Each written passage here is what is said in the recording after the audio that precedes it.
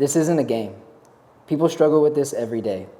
As a veteran, as an artist, I cannot stress how important an outlet is. 22 vets commit suicide each day. Let that sink in. Mental health has been treated like a joke, and it's up to us to self-heal. My name is Christopher Gilveri, and this is why I draw. I actually first started using art as an outlet for therapeutic use. Probably about 2 years ago, I started painting for the first time, acrylic, and it really calmed me down a lot. It focused me. I felt like I could lose myself in my painting for hours and hours. I think when I was younger, maybe I had a little bit of problems because I grew up in such a violent area and went through a lot of violence, but I don't think the men really got to me until after my first Iraq deployment. I didn't notice it until now when I'm 32 years old. What led me to the Marine Corps, honestly, I was about to get out of high school and I really didn't know what I was going to do with my life.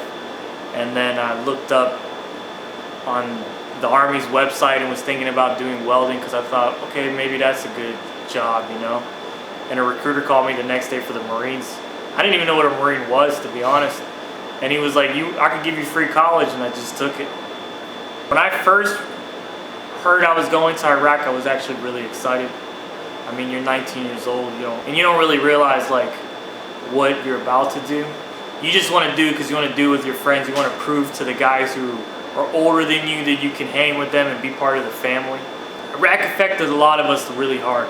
I mean, I've seen a lot of things that I wouldn't want anyone else to see, and I gotta live with them every day. And I lost a lot of good friends, and I think about them all the time. Fortunately, the only thing that helped me, it wasn't drawing, it was just smoking cigarettes and smoke a lot. I smoked like 2 packs a day. Now I'm 2 years without cigarettes. While I was enlisted, I drew about the last year because I got my apprenticeship through another tattoo shop here on island. And then I had to trace designs, and then that kind of sparked the drawing more.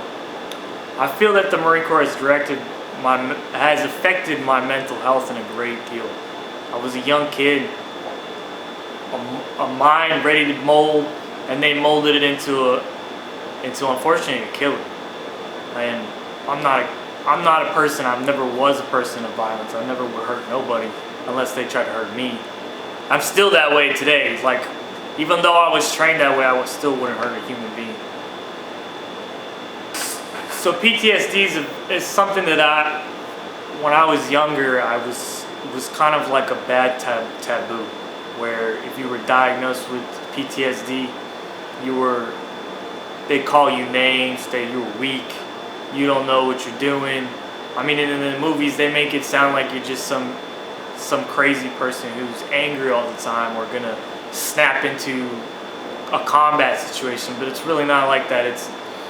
It's imagine if you're constantly about to, let's say you go to the bar and you meet somebody and that guy's threatening your life. That's what it feels like all the time. It feels like you're being threatened. So you got 3 stages of being threatened with either fight, flight, or frozen.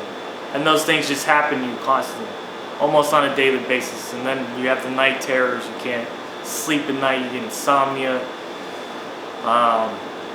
That I have anger, but I've never portrayed that anger on anybody else. I would say my PTSD started when I got back from Iraq. So when I got out of the Marine Corps, not knowing that symptoms and not knowing what's wrong with you and constantly having to go to doctors and try to figure out what's wrong with you was a hardship.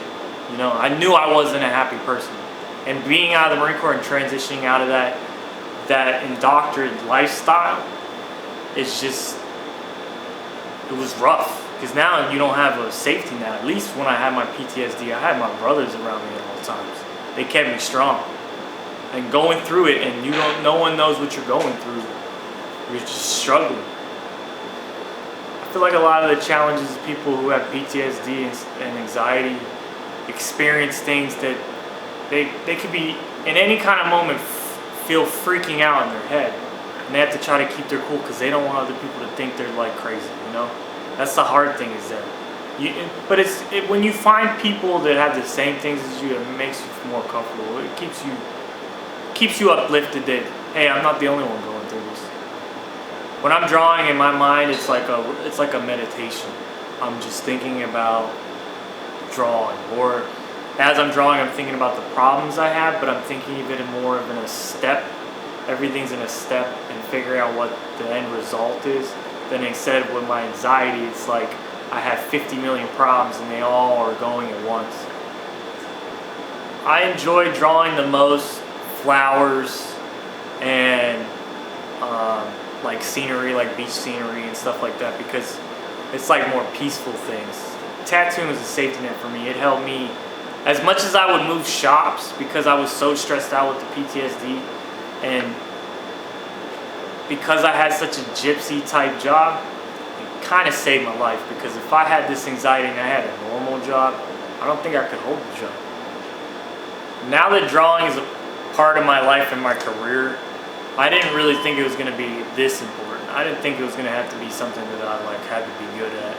I mean, I always wanted to be something in art, but when I got to the Marines, it kind of it phased that part of my life out. I didn't know what I could do. I thought I'd be a cop after the Marines, but that didn't turn out. So when I'm going through panic attacks or PTSD moments, having my dog near me will comfort me. Calling my father and then having him talk to me about happier things will focus my brain to the better side of things. Because when you're in an anxiety moment, you stop breathing, which I was taught in therapy. You get to close your eyes and take 3 deep breaths. It'll focus you, and to drink water. And another thing that helps me is like visualizing in my head like the ocean and peacefulness. Try to calm down the storm that's going on in my mind, and that helps a lot.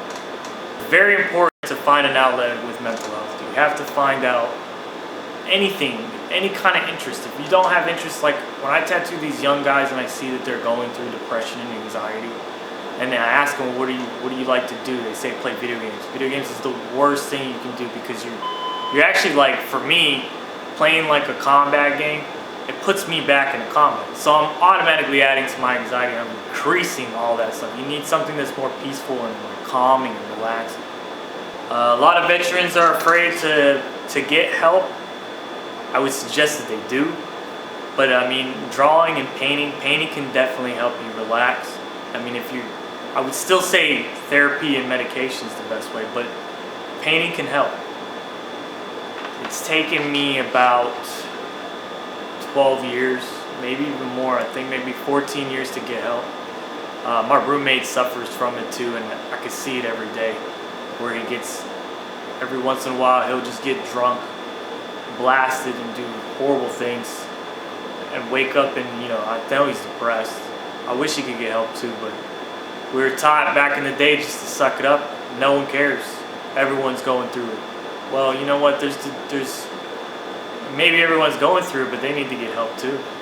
I would suggest, if you are going through PTSD and you just got out, or you're going through it now, text the VA hotline. Because I know for me, texting the VA hotline, calling it was too scary. It made it too real. But texting it made it feel less real, less I'm talking to somebody. It made me feel better. My plans going forward are to hopefully start a painting YouTube channel where I can help veterans learn how to paint. I had one friend watch me paint, and he was like, hey, I really want to try to do something to relax me, because nothing's working. And I was like, okay, I'll show you, we can FaceTime. So I'd like to do YouTube to try to help people. I think moving forward, that would help people feel better. Maybe I can get some of these veterans, because we lose 22 a day to suicide. And I lost a lot of friends when I got out, more than I did in combat. It's a struggle. It's hard. They don't want to go to other people. They don't want help. They don't even know that their friends are going through it. To be honest, I had a lot of friends call me, because maybe I'm the more understanding person. I don't know, maybe my personality, but they'd call me and be like, hey man, I'm going through this. And I'm like, hey man, so am I. So's so-and-so who's called me. Get help, man. I don't want you to die like so-and-so.